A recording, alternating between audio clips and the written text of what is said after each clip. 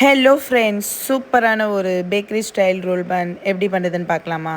அதுக்கு first 3 cup மைதா எடுத்துக்கோங்க, 1 table spoon instant east எடுத்துக்கோங்க, 1/2 டீஸ்பூன் சால்ட் எடுத்துக்கோங்க, 3 டேபிள் ஸ்பூன் சுகர் ஆட் பண்ணிக்கோங்க. ஆட் பண்ணிவிட்டு நல்லா ஒரு வார்ம் வாட்டரில் மிக்ஸ் பண்ணி எடுத்துக்கோங்க.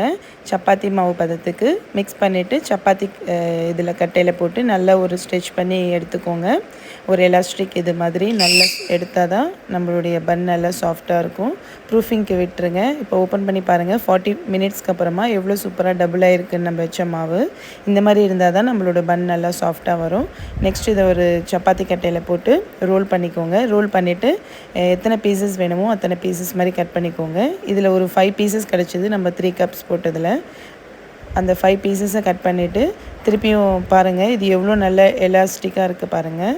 இந்த மாதிரி இருந்தால் தாங்க நல்லாயிருக்கும். நெக்ஸ்ட் இது நம்ம ஒரு பூரி மாதிரி ரோல் பண்ணி உருட்டிட்டு மேலே இருந்து அப்படியே ரோல் பண்ணிக்கோங்க. இதில் சப்போஸ் நீங்கள் க்ரீம் ஏதாவது உள்ளே வைக்கணும் அந்த மாதிரினா கூட அப்ளை பண்ணிக்கோங்க.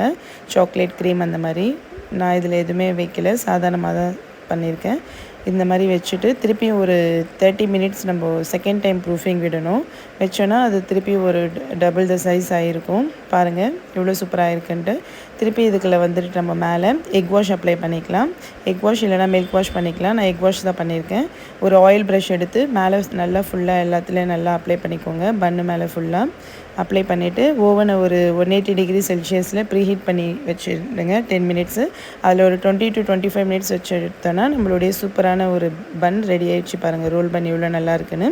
இதில் பட்டர் ஜாம் அப்ளை பண்ணி சாப்பிட்லாம். ரொம்ப சூப்பராக இருக்குங்க. ட்ரை பண்ணி பாருங்கள். இந்த வீடியோ பிடிச்சிருந்தா லைக் பண்ணுங்கள், ஷேர் பண்ணுங்கள், சப்ஸ்கிரைப் பண்ணுங்கள் ஃப்ரெண்ட்ஸ். நெக்ஸ்ட் ஒரு ரெசிபியில் மீட் பண்ணுறேன். பாய் பாய்.